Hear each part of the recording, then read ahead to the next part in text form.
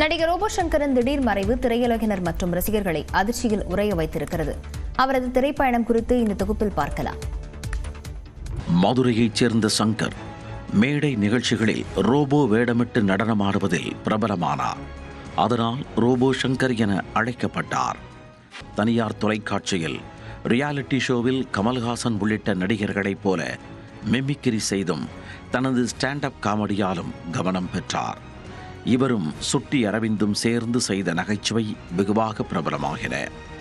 தனது அபாரமான மிமிக்ரி திறமை மூலம் தொலைக்காட்சி ரசிகர்களிடையே அமோக வரவேற்பை பெற்ற ரோபோ சங்கர் 1997 ஆண்டு தர்ம சக்கரம் படத்தின் மூலம் வெள்ளித்திரையில் கால் பதித்தார்.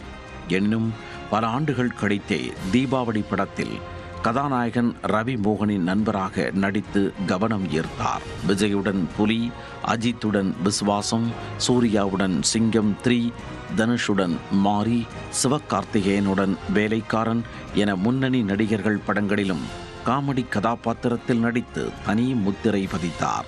விஜய் சேதுபதி நடித்த இதற்குத்தானே ஆசைப்பட்டாய் பாலகுமாரா படத்தில் முழுநீள கதாபாத்திரத்தில் நடிக்கும் வாய்ப்பு கிடைத்தது.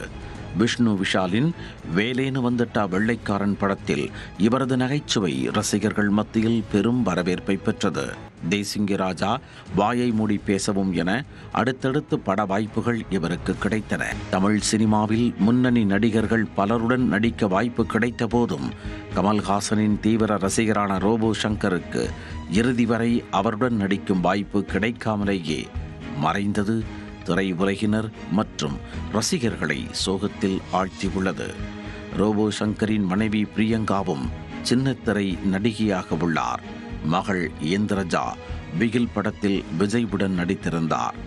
கதாநாயகனாக நடிக்க தயாராகி வந்த நிலையில் காலம் அவரை அழைத்து கொண்டது.